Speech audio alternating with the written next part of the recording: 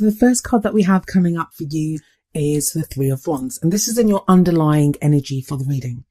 This gives the whole reading a very kind of expectant kind of feeling, because as we can see in this card, there's this guy, he's standing on the shore and he's waiting for his ships to come in. So this is all about kind of looking to the future, knowing kind of what you expect, but expecting returns. Wands are they're your element, Leo. So wands are all about fire, and you guys are fire signs. So it's an energy that you'd be very kind of at home with. And it speaks to me of how you guys may have an idea of what you want for the future, and you've kind of put your focus there, and now you're waiting for those first returns to come back to kind of show you which way to go or how you're going to progress. Now, in terms of your love life, for those that are in relationships, this may indicate that you kind of know which direction you want your relationship to go, but you're kind of feeling it out to see how your partner responds to maybe any suggestions that you've made or any changes that you've made within the relationship.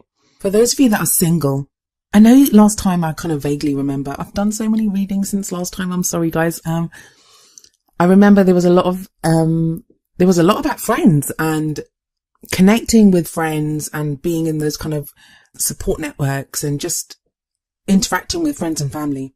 Well, you've kind of moved away from that kind of energy, that's for sure. It kind of feels like you got whatever you needed to get out of that, and now you're kind of looking to the future again. You're ready to kind of move forward. So yeah, in the case of if you're single or if you have your eye on someone, this kind of looks like you're ready now to make kind of moves in that direction. Or even if you're separated and you're waiting to hear back, it feels like you've got your confidence back or your hope back that you will hear something back from this person. And maybe the person that you want to move forward with, or the person that you have your this could be your partner, someone that you have your eye on, or the kind of lover that you'd like to be with, the kind of person that you want in your love life now. If you're completely single and there's no one around, maybe it's someone like the King of Cups, and that's the card that comes up in your kind of circumstance position. It's the heart of the reading. The rest of the reading kind of revolves around this. This kind of tells me where you are at the moment, or what it is that you want from your love life right now. So like I said, this could be someone that you're involved with or have your eye on to get involved with, in which case it could be a water sign, and that would be a Pisces, Cancer or Scorpio. But it doesn't have to be that star sign. It may just be the energy of the king. And I say king, but of course, as always, I explain this every time because I don't want to offend anyone. Even though it's a king, it doesn't actually indicate a male energy. So no matter what sex you identify with or someone that you're involved with identifies with, even if you're gender fluid, it's just the energy of the king that we're looking at. It doesn't matter the sex of the card. This does not refer to a man. And it doesn't matter what type of relationship you're looking for. Opposite sex, same sex. It doesn't matter. It's just the energy. So what is the energy of the king? Well, kings are all about mastery. And this king has mastery of emotions, because cups are all about emotions. What that means is he's very in control of his emotions, which may sound like a negative. It makes him sound more like the King of Swords, but it isn't that. I mean, when you have control over your emotions, you only gain that control because you understand your emotions. You have confidence in your emotions. And this means that this king is very capable of saying, I love you, or loving without reserve. He's such a loving energy, and he's kind of the lover of the tarot. So this is, out of all the kings, he's the lover, which often makes him like the ideal lover that we're looking for, that type of very loving energy. So he may indicate that. But like I said, some of you may already be involved with someone like this. So your partner at this time may be very loving, or there may be someone that you're interested in dating who's like that, or maybe just that's the kind of ideal loving energy that you want. And I know you may think, but doesn't everyone want a lover like that? Well, no. Some people want excitement, some people want passion. This would be the kind of romance. He's very romantic. He's very sweet. He'd be a family man as well. Like, he'd be a very good kind of family man. He's that very sweet kind of nurturing energy that he has. Now, for some of you, this may not be someone that you're interested in. This could be how you're feeling right now, that you've come out of that kind of needing to kind of immerse yourself amongst friends and family, like do that whole kind of social thing, which I feel like you did in December. And now you're getting back to kind of your romantic roots. And who loves like a Leo? No one. So even though this isn't wands and it isn't that kind of passion that we connect with Leos, it is a very loving energy. So this may very well be you, Leo, that this is how you're feeling right now. And you'd like to express that either in your relationship with your partner, or be with someone, if you're single, be with someone that you can express that with. Now what we have as the past energy that comes up here is the Eight of Wands. And the Eight of Wands, they call it arrows of love sometimes. And it denotes often very kind of quick communication. So they can be like messages going back and forth, or some kind of indication of, I know they're called arrows of love, but I always see them as more passion and energy. So people expressing how they feel, what they're thinking. Because wands are usually with how we interact with our external world. This could be someone that has been messaging you, you've been messaging back and forth. And just a quick note, I mean, usually when I do the past energy, it's something kind of short term, like it would normally be like December, like something that you've been going through recently. And that may be the case here, especially in terms of these messages. But for most of the readings, the energy that's been coming up in the past, so it may be that you're remembering a time when you were messaging with someone. But like I said, this could be something recent. I mean, the Three of Wands looks like it's quite recent energy. Unless some people have been waiting for a long time. I'm sorry. But yeah, so there's very much this kind of rapid energy. And another reason this may come up is, I mean, we look at the past because it gives us a frame of reference. It lets us know what about the past has led us to the present, which could lead to that possible future that's being indicated. So maybe you enjoyed kind of like texting or messaging with someone in the past, or if you're in a relationship, it feels like you're not communicating as much as you used to. There isn't that kind of back and forth anymore like there used to be.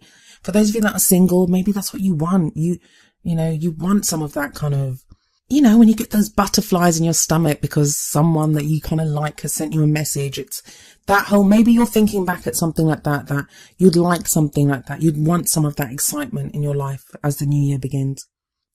And that's why it's quite a leap from the Eight of Wands and we go to the present, where we have this very kind of stuck Four of Pentacles energy. Now, the fours, I say stuck, and that's probably just my Aquarius sun and Sagittarius rising that's kind of rearing its ugly head right there. Fours are very stable. It's about stability. But this is like when things are too stable and you're kind of keeping the stability by holding on to something. Now, sometimes we do need to hold on to things. It can be that message of like, don't let go of something that means something to you. Like, cherish it, hold on to it. Don't let go of it.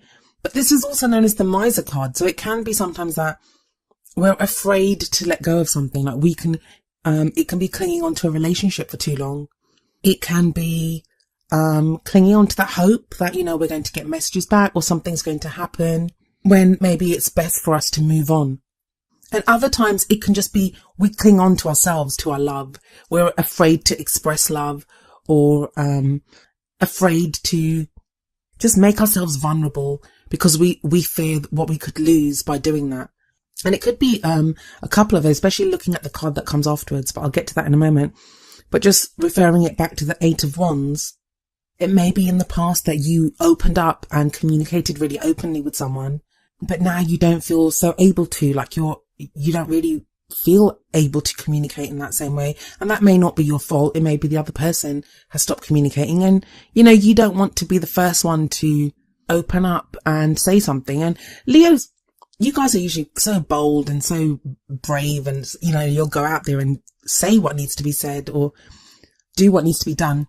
But for some reason, you don't feel like you don't feel able to, if that's what resonates with you about this messaging back and forth or this interaction that you had with someone.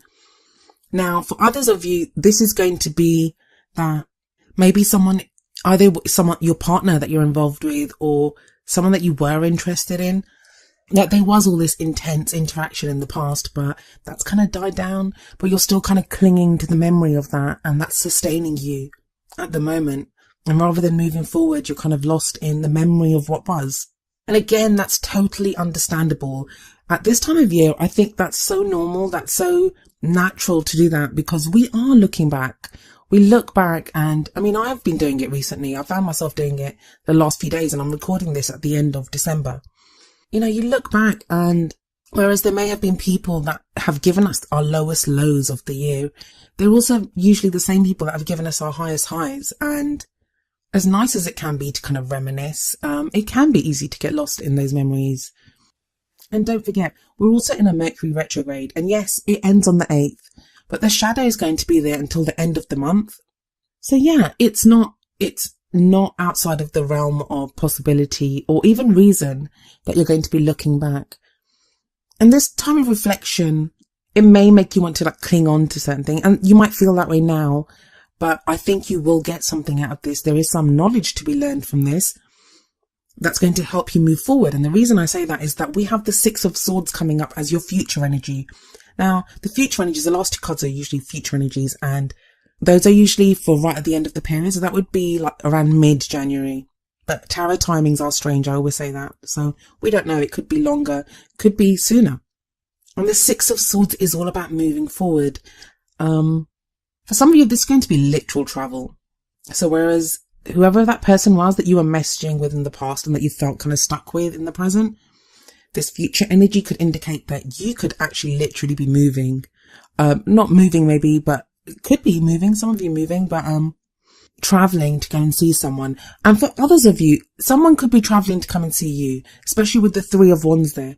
That could be you looking out. I mean, not just for the travel. Maybe that Three of Wands is the person that you were messaging with is overseas. So in that Three of Wands energy that was coming up as the first card, that's you expecting or looking out or waiting for that message to come to you from overseas.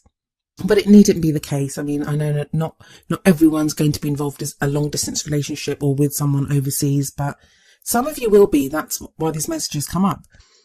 And the Six of Swords is right underneath the King of Cups. So it may be that you are traveling to go and see this King of Cups, or you move, like you emotionally move to a place where you are more like the King of Cups, or are able to interact with someone who you allow to love you. Like sometimes it doesn't matter how loving the person is, we may not allow someone to love us. And that's like the Four of Pentacles coming up there, where we're stuck and we're kind of clinging on to, like, you know, I don't want to be vulnerable. I don't want to give up my heart. Like, don't hurt me.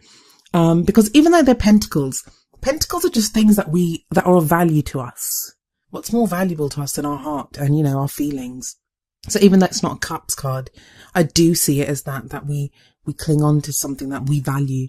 But as I said, for the Six of Swords, this is all about moving from choppy waters to calmer waters. And the water in this, even though it's a swords card, it does represent our emotions. And the moon in the background of this card is all about emotions, where things may not be clear to us, because that's what the moon represents, confusion, things not being very clear, but we're moving to a place where things will become much clearer. I always find it interesting that in the boat there's all these swords, and the swords represent our thoughts, our ideas, and this often to me speaks of like the baggage that we accumulate, like when we're dating or we've been in relationships, or even if we're in the same relationship and we're moving forward with our partner. The experiences that we have, the times that we're hurt, like all of those things, even the good times, they change us as people. And they give us that baggage that we carry with us. There is this low level of kind of sadness in this card, but it's nothing, to me, it's not a huge, I always see it as that, it's just that baggage. It's just that feeling that, yeah, I've been through this, but you know what? I'm going to move on to something better, and I'll be stronger, and I'll love again, especially in a love life reading. This is that whole moving towards love, especially with that King of Cups sitting right above this card. And the card that comes up next, that kind of says it all as well. It's the World. And the World is all about a successful completion of one phase in life. It's like whatever journey you've been on, that's now coming to a close. And again, it's not surprising that the World card is coming up. I mean, I've seen the World and the Fool, which is all about new beginnings. I've never seen those two cards come up as much as I have during this batch of readings. And yeah, it's the New Year energy that's doing that to us. We're ready to let go of things. We're ready to say, yeah, you know what? I want to change how I'm doing this. And yeah, it talks about the completion of one phase or one cycle in your life. But that doesn't mean if you're in a relationship, it doesn't mean your relationship's ending. No, not at all. It could be that you're moving into a new phase of connectedness with your partner, especially with that King of Cups there. And with the World card underneath the Eight of Wands here, maybe there's a new way of communicating now. Maybe there's a new way of connecting, a new way of interacting with your partner.